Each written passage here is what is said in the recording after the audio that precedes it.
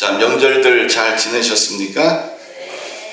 우리는 계속해서 지금 출애굽기를 살펴보고 있습니다. 우리 요번에 저희 그 처형네를 잠깐 만났는데 그 조카가 이런 말을 하더라고요. 그 이모부 왜 계속해서 설교를 창세기, 출애굽기 계속해서 이어서 하냐고 저한테 이렇게 묻더라고요. 그래서 왜? 그랬더니 아니요, 그냥요. 그래서 성경을 잘 이해하게 하려고 그냥 이쪽에서 하나 이렇게 해서 설교하고 저쪽에서 하나 설교하고 하나님 말씀이니까 다 은혜가 있습니다. 그런데 제가 이렇게 하는 이유는 여러분들이 성경을 보실 때 성경을 바로 이해할 수 있도록 이렇게 지금 계속해서 제가 말씀을 전하고 있습니다. 자, 오늘 읽은 이 본문 말씀은 하나님께서 모세를 부르시는 내용이 나오고 있습니다. 자, 특히 하나님의 부르심 앞에서 모세가 질문하는 내용에 대해서 하나님이 답변하시는 이런 내용이 기록이 되어져 있습니다. 출애굽기 3장 10절에 보면 하나님은 모세에게 이렇게 말씀하십니다. 이제 내가 너를 바로에게 보내어 너에게 내 백성 이스라엘 자손을 애굽에서 인도하여 내게 하리라. 자, 80세의 모세입니다. 자기 몸 하나 간수하는 것이 쉽지를 않습니다.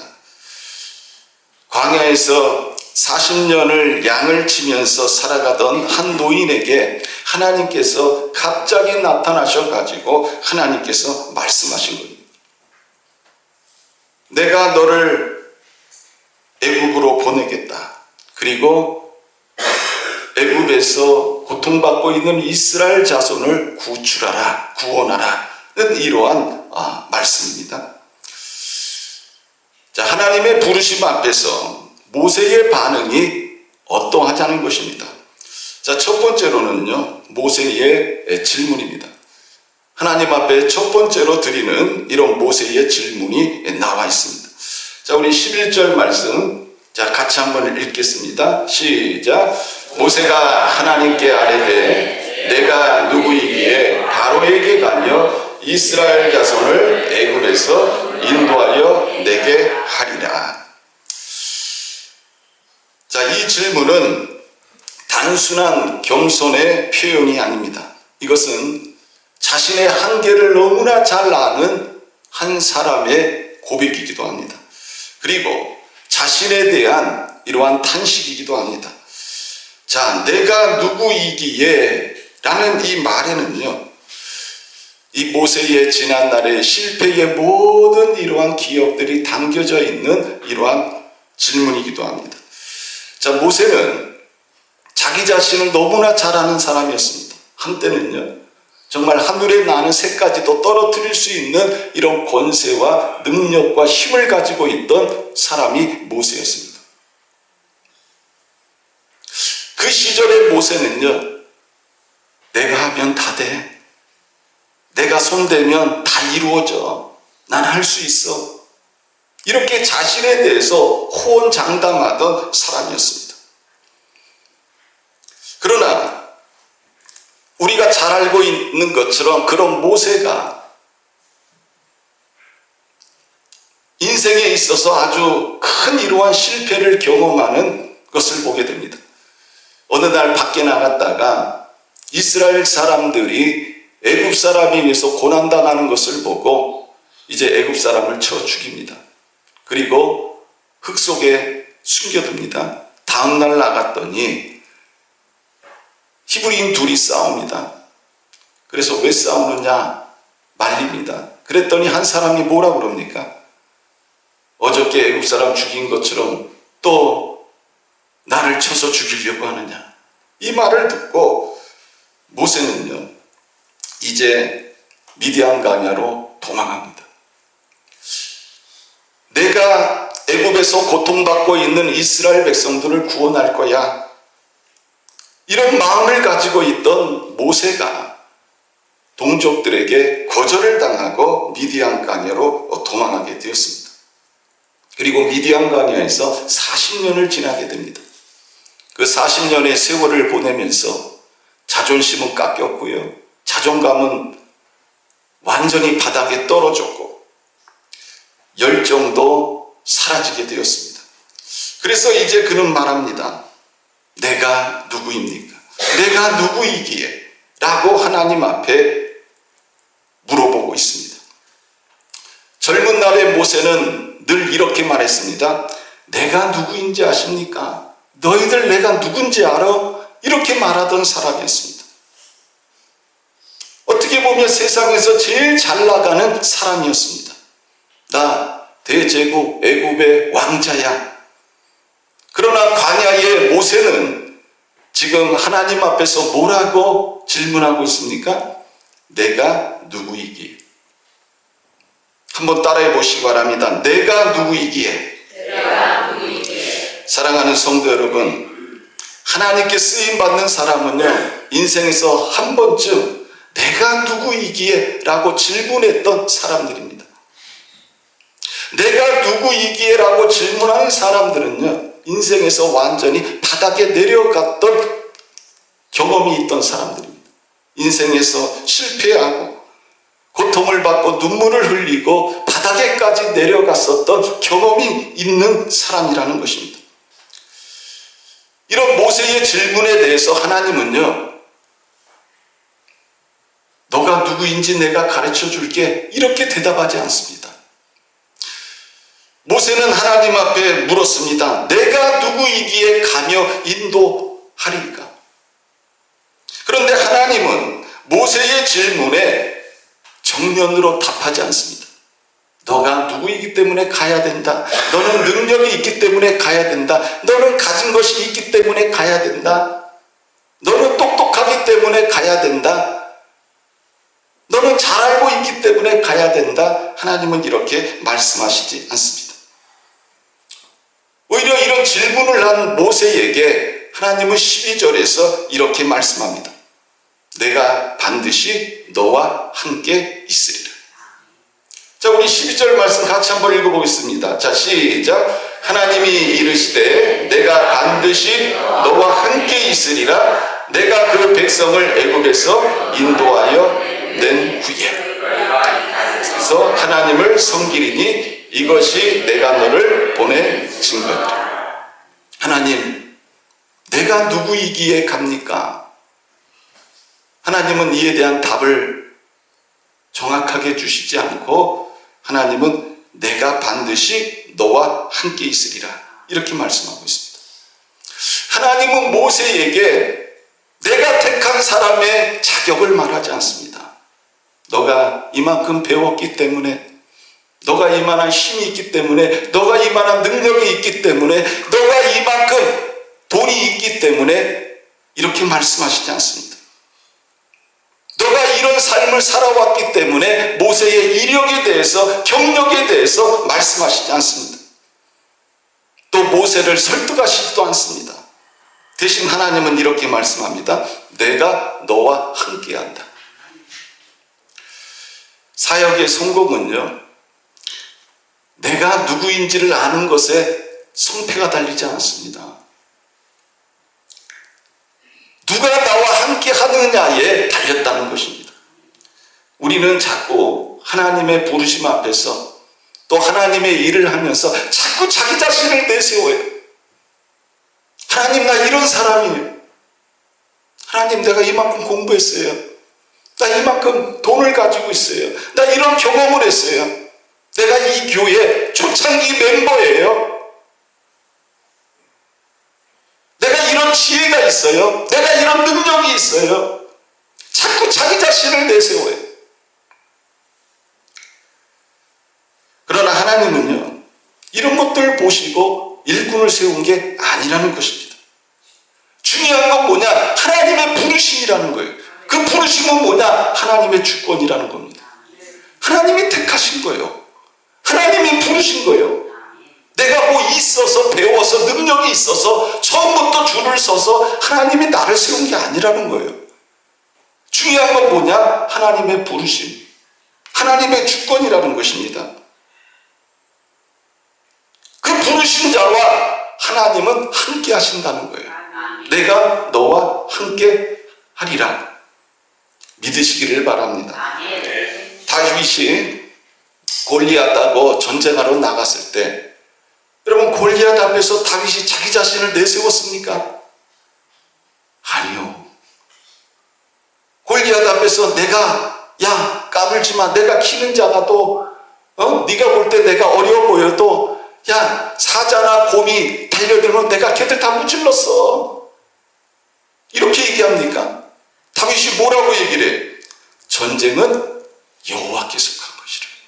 전쟁은 여호와께 속한 것이라. 여러분, 기드온이 하나님께서 부르실 때 뭐 하고 있었습니까? 미디안 사람들을 두려워해가지고 포도주 그 틀 속에서 밀타작하고 있었어요. 미디안 사람이 두려운 거예요. 왜? 내가 농사진 거 뺏길까봐 두려워서 숨어서 밀타작했습니다. 근데 여호와의 사자가 나타나서 뭐라고 이야기를 합니까? 큰 용사여, 여호와께서 너와 함께 하시도다. 여러분, 기드온이 큰 용사입니까? 숨어가지고 밀타작하고 있는 사람이요. 그런 사람을 향해서 하나님이 뭐라고 말씀하고 있어요? 큰 용사여. 여러분, 왜 기드온이 큰 용사입니까? 하나님께서 함께 하시니까 큰 용사가 된 거예요. 그런데 우리는 자꾸 하나님의 부르심 앞에서 자기를 내세워요.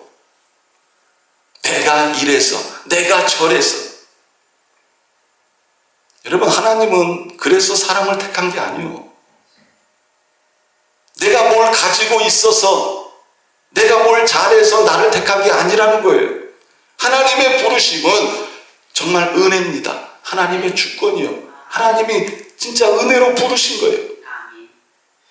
그리고 그 부르신 자와 하나님은 항상 함께 하시는 것입니다. 그러므로 우리는 하나님의 부르심 앞에서 자꾸 자기 자신을 내세우면 안 된다는 거예요. 내가 이런 경험이 있습니다. 내가 이런 이력이 있습니다. 내게 이런 능력이 있습니다. 내가 이런 가진 것이 있습니다. 하나님은 그걸 보고 뽑는 분이 아니라는 거예요. 여러분, 이 세상에 뛰어난 사람이 얼마나 많은 줄 아세요? 돈 있는 사람 얼마나 많은 줄 아세요? 배운 사람 얼마나 많은 줄 아세요? 근데 자꾸 하나님 앞에서 자기 자신을 드러내고 싶어 해요. 근데 분명히 우리가 알아야 될 것은, 여러분, 하나님은 그런 것들을 보고 나를 부르지 않았다. 그래서 우리가 알아야 될 건 뭐냐? 자꾸 우리는 인간적인 거를 생각하는 거예요. 내가 누구이기에, 내가 누구이기에. 하나님은 그런 데 관심이 없어요. 중요한 것은 뭐냐? 하나님이 부르셨다. 하나님이 택하셨다. 이건 하나님의 주권이다. 그리고 하나님은 그 택한 자와 함께 하신다. 이것을 말씀하고 있는 겁니다. 그래서 우리는 세상 사람들이 말하는 그 부르심의 잣대, 선택받은 그 잣대를 자꾸 교회에 와가지고 똑같이 들이대면 안 된다는 거예요. 자, 두 번째로 모세가 하는 질문은 무엇입니까? 주의 이름이 무엇입니까? 라는 겁니다. 자, 한번 같이 한번 따라해 보시길 바랍니다.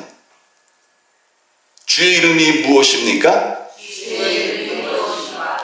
자, 모세가 또 묻습니다. 자, 우리 13절 말씀.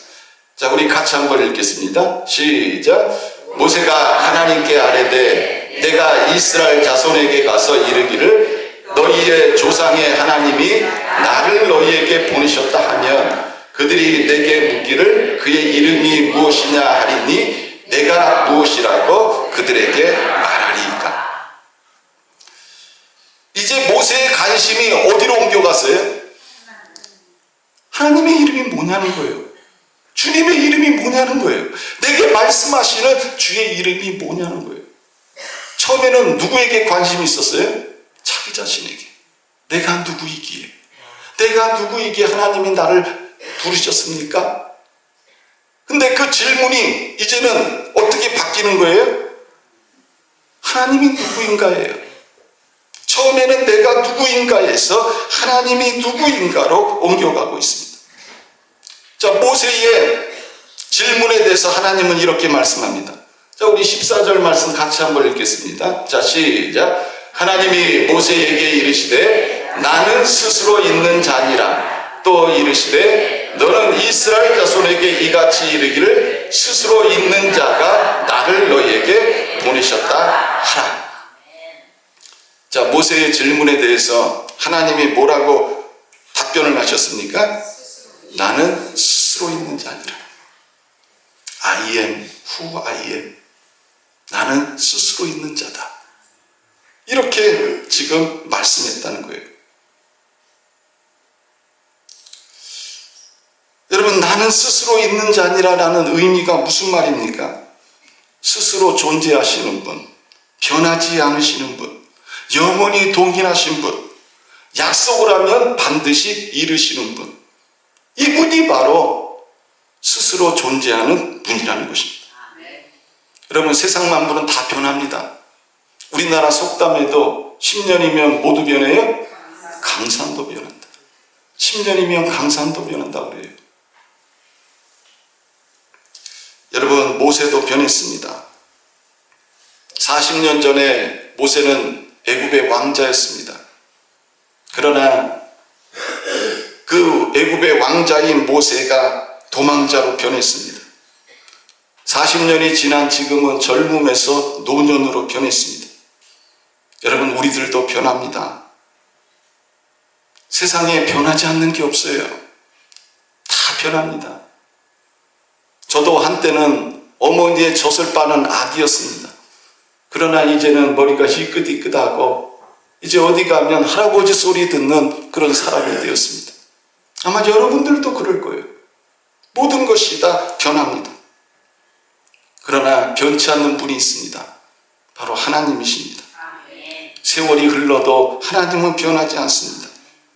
여러분, 우리가 인생을 살아가면서 신앙생활을 하면서 우리가 붙들어야 할 것이 있습니다. 내 정체성이 아니라 하나님의 정체성이라는 것입니다. 여러분, 나는 변해요. 사람들에게 늘 그래요. 걱정하지 마. 나를 믿어. 나는 변하지 않아. 웃기지 마세요. 사람의 마음은 조변석계예요. 나 좋을 때는 다 좋아해요. 내가 불편하면 다 안 좋아해요. 하루에도 내 마음이요 수십 번 변해요. 그러나 변치 않는 분이 있습니다. 바로 하나님이라는 겁니다. 하나님은 영원하신 분이고 스스로 자존하시는 분입니다. 스스로 계신 하나님께서 모세를 부르신 것입니다. 그리고 모세를 부르신 하나님의 계획은 이미 준비되어져 있다는 것입니다. 어떤 계획입니까? 반드시 이루어질 계획이라는 것입니다. 하나님은 모세에게 이 모든 계획을 말씀합니다. 16절, 18절에 보면 너는 가서 이스라엘의 장로들을 모으고 이렇게 말씀하고 있습니다. 그리고 18절 말씀에 보면 이런 말씀이 나옵니다. 그들이 내 말을 들으리니. 하나님은 모세를 부르시면서 장로들이 네 말을 들을 것이다. 이렇게 말씀하고 있습니다. 자, 어떤 말입니까? 자, 우리 16절에서 18절 말씀, 자, 같이 한번 읽겠습니다. 시작. 너는 가서 이스라엘의 장로들을 모으고 그들에게 이르기를 여호와 너희 조상의 하나님 곧 아브라함과 이삭과 야곱의 하나님이 내게 나타나 이르시되 내가 너희를 돌보아 너희가 애굽에서 당한 일을 확실히 보았노라. 내가 말하였거니와 내가 너희를 애굽의 고난 중에서 인도하여 내어 적과 꿀이 흐르는 땅 곧 가나안 족속, 헷 족속, 아모리 족속, 브리스 족속, 히위 족속, 여부스 족속의 땅으로 올라가게 하리라 하셨다 하면 그들이 내 말을 들으리니 너는 그들의 장로들과 함께 애굽 왕에게 이르기를 히브리 사람의 하나님 여호와께서 우리에게 임하셨은즉 우리가 우리 하나님 여호와께 제사를 드리려 하오니 사흘길쯤 광야로 가도록 허락하소서 하라. 하나님은 이 모세에게 이런 말씀을 합니다. 장로들이 너 말을 들을 것이다. 이스라엘의 지도자인 장로들을 모으고 하나님께서 하신 이 말씀을 전하라는 겁니다. 그러면 이스라엘 장로들이 너 말을 들을 것이다. 이렇게 말씀하고 있습니다. 또 하나님께서는 모세에게 이런 말씀을 하십니다. 바로가 거절할 것이다. 자, 우리 19절 말씀 같이 한번 읽겠습니다. 자, 시작.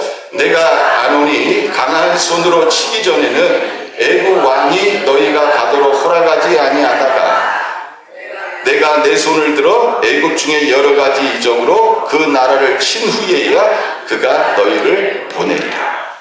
하나님이 모세에게 두 번째 하신 말씀이 뭐예요? 바로가 거절할 것이다. 그러나 내가 거절하는 그 바로를 손을 들어서 칠 것이다.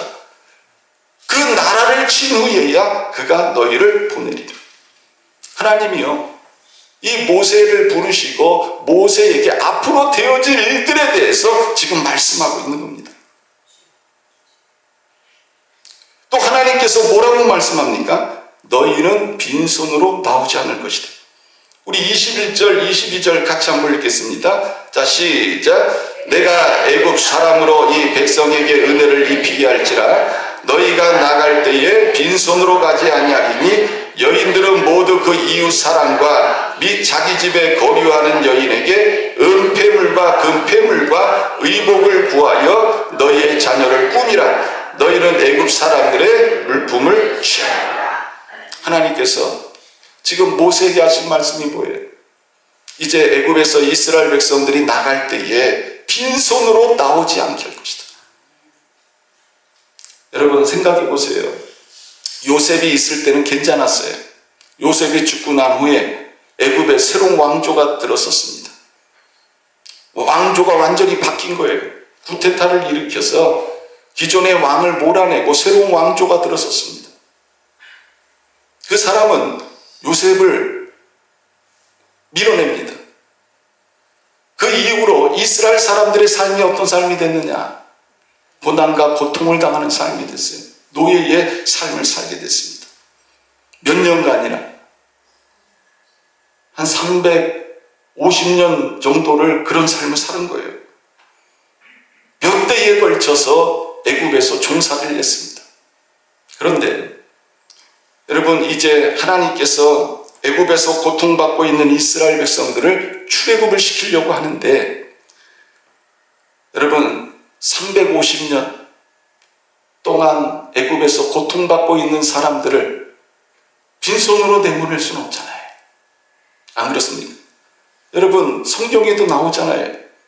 일하는 소에게 뭐를 씌우지 말라고 그랬어요? 멍이 씌우지 말라고 그랬어요. 합당한 대우를 하는 게 맞는 거예요. 여러분들이 사람들을 쓸 때 여러분 그 사람에 대해서 임금을 줄 때 여러분 어떻게 줍니까? 네? 어떻게든지 안 주려고 그럽니까? 깎아서 주려고 그럽니까? 아니잖아요. 머리가 있는 사람들은요 후하게 주려고 그러죠. 왜? 그래야 그 사람들이 일을 해요. 그건 상식이요. 네?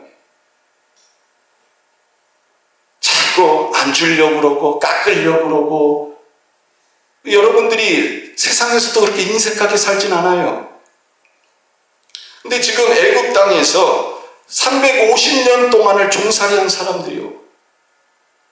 근데 이 사람들이 애굽에서 나올 때 그냥 나오면 여러분 몇 세대에 걸쳐서 정말 뼈 빠지게 고생만 하고 나오는 거예요.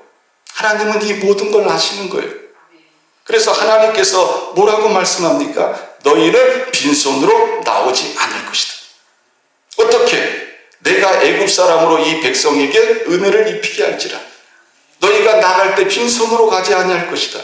여인들은 모두 그 이웃 사람과 및 자기 집에 거류하는 여인에게 은폐물과 금폐물과 의복을 구하여 너희 자녀를 꾸며라. 너희는 애굽 사람들의 물품을 취하리라. 여러분 우리가 이 말씀 보면 여러분들 이해가 되겠습니까? 그 옆에 있는 애굽 그 부인한테 여인한테 야 우리 지금 나가야 되니까 또 가지고 있는 은폐물 금폐물 우리 줘. 근데 하나님이 일을 하시겠다는 거예요. 빈손으로 안 내보내겠다는 거예요. 왜? 이스라엘 백성들이 약 400년 동안 애굽에서 노동한 그 노동의 대가를 하나님은 반드시 받게 하시겠다는 거예요. 그래서 이스라엘 백성들을 애굽에서 내보내시겠다는 거예요. 그래서 하나님이 하시는 말씀이 뭡니까? 너희는 빈손으로 나오지 않을 것이다. 하나님은요, 미래를 다 알고 계세요. 하나님이 이스라엘에 대한 모든 계획을 짜고 계십니다. 하나님이 하시는 말씀이 뭐예요? 장로들을 모으고 장로들에게 말하라. 장로들이 너의 말을 들을 것이다. 또 바로가 거절할 것이다. 그러나 내가 10가지 재앙으로 친 후에야 들을 것이다. 또 뭐라 그럽니까? 너희 나갈 때 빈손으로 안 보낼 거야. 걱정하지 마라. 내가 너희가 노동한 그 모든 대가를 다 받게 할 거야. 하나님이 말씀하시는 거예요. 여러분, 하나님은 이 모든 미래를 다 알고 계시는 거예요. 그러나 모세는 알아요, 몰라요? 모른다는 것입니다. 사랑하는 성도 여러분, 우리는 하나님이 나를 부르실 때, 하나님이 어떤 일을 나한테 맡기실 때 걱정을 해요. 내가 이걸 어떻게 해? 나는 힘도 없고 능력도 없고 가진 것도 없는데 아는 것도 없는데 어떡하지? 그러나 누구는 알고 계시는 거예요? 하나님은 다 알고 계십니다. 여러분, 요셉이 감옥에 있을 때 하나님은요, 이미 요셉을 위해서 뭐를 준비하고 계셨어요? 애굽의 총리 자리를 준비하고 계셨어요. 요셉은 알았어요? 몰랐어요? 몰랐습니다. 바울이 감옥에 있을 때 하나님은 이 사도 바울을 위해서 로마라는 당시 세계 최강대국이 복음으로 전해질 것을 예비하고 계셨다는 거예요. 그 자리에 누구를 보내시기를 원하셨던 거예요? 감옥에 있는 사도 바울을 보내시려고 하나님은 계획하셨다는 것입니다. 사랑하는 성도 여러분, 우리는 과정 속에 있어요. 그러나 하나님은 계획 위에 계신 분입니다. 하나님은 모든 계획을 다 짜 계시고 그 계획 속에서 나를 택하시고 나를 부르신 거예요. 그런데 우리는 늘 어떻게 하는 거예요? 염려하고 근심하고 걱정하고 늘 하나님 앞에 무슨 질문하는 거예요? 내가 누구이기에? 내가 누구이기에? 여러분 능력이 있어서 하나님 부른 거 아니에요. 여러분들이 능력이 있어서 직분 준 거 아니에요. 자꾸 우리는 마치 내가 무슨 능력이 있는 것처럼 나 자신을 내세우려고 그러는데 하나님은 그래서 나를 부른 게 아니에요. 하나님은 모든 계획 속에서 그 과정 속에서 나를 부르셔가지고 그 일을 맡기신 거예요. 감사합니까? 감사하지 않습니까? 감사한 거예요. 나 같은 사람을 부르셔서 사용하신다는 그 자체가 감사한 거예요. 나에게 직분 주셔서 이 직분을 맡기신 게 감사한 거예요. 그걸 깨닫지 못하고 자꾸 내 자신을 내세우는 거예요. 모세도 그렇잖아요. 내가 누구이기에? 여러분, 우리가 분명히 알아야 됩니다. 우리는 과정 속에 있습니다. 그러나 하나님은 계획 위에 계신 분이라는 거예요. 내가 누구이기에라는 이 질문은요, 물론 믿음의 출발점입니다. 사람은요, 세 종류가 있습니다. 첫째는 나는 할 수 있습니다 하는 사람이 있어요. 또 하나는 나는 할 수 없습니다 라는 사람이 있어요. 또 한 사람은 나는 할 수 없지만 하나님은 하실 수 있습니다. 여러분, 어떤 사람들이 되어져야겠습니까? 나는 못하지만 하나님은 하십니다. 이런 고백을 하는 사람들이 되어져야 되는 거예요. 사도 바울은 이런 고백을 했습니다. 고린도후서 12장 10절에 내가 약할 그때에 강함이라. 왜 그렇습니까? 내가 약함을 인정할 때 하나님의 능력이 내 안에 머물게 되는 거예요. 모세의 내가 누구이기에 라는 이 질문은요, 불신의 고백이 아닙니다. 겸손의 고백이었고 또 의존의 고백이었습니다. 사랑하는 성도 여러분, 우리 삶에도 찾아오는 하나님의 부르심이 있습니다. 하나님은 우리에게 말씀하십니다. 가라. 그리고 감당해라. 가라. 그리고 헌신해라. 가라. 그리고 충성하라. 여러분, 내가 능력이 있어서 하나님이 나를 부르신 것이 아니라는 것입니다. 주님의 부르심 앞에서 우리는 분명한 대답을 해야 됩니다. 하나님, 제가요? 제가 어떻게 그 일을 감당할 수 있습니까? 제가 어떤 사람인데요? 그러나 하나님이 오늘날도 우리들에게 동일하게 말씀하십니다. 내가 너와 함께 하리라. 자, 이제 결론을 맺습니다. 오늘 이 말씀은 우리들에게 중요한 교훈을 주고 있습니다. 여러분, 질문을 붙들지 말고 하나님의 약속을 붙들라는 것입니다. 자꾸 하나님 앞에서 내가 누구이기에, 자꾸 내 자신을, 여러분, 내 자신에 관해서 자꾸 질문하지 말라는 거예요. 하나님 거기에 관심도 없어요. 왜? 우리는 다 죄인이기 때문에 그렇습니다. 다 죄인이에요. 그런 사람들이 하나님 앞에서 내가 누구이기 때문에 하나님 나를 부르셨어요? 웃기는 이야기죠.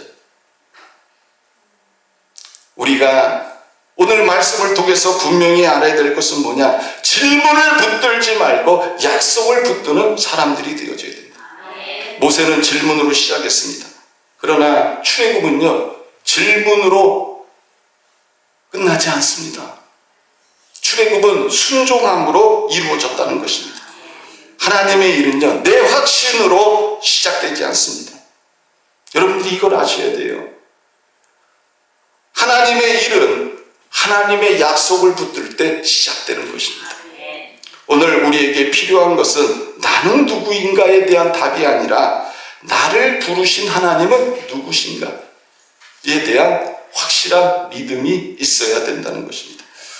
사랑하는 성도 여러분, 혹시 지금 하나님의 부르심 앞에서 두려워하고 있지는 않습니까? 혹시 마음속으로 이렇게 말하고 있지는 않습니까? 내가 누구이기에? 그러나 하나님은 말씀합니다. 내가 반드시 너와 함께 있으리라. 로마서 11장 29절에 보면 하나님의 은사와 부르심에는 후회하심이 없으십니다. 오늘 이 약속을 붙들고 순종의 발걸음을 한 걸음 한 걸음 내디딜 수 있는 그런 저와 여러분들이 되시기를 주님의 이름으로 축원합니다. 사랑드립니다. 우리가 하나님의 말씀을 듣지 않으면 하나님, 우리는 늘 내 자신을 내세우기를 원하고, 하나님, 내가 인정받기를 원하고, 하나님, 내가 한 일에 대해서 그것을 업적으로 생각을 합니다.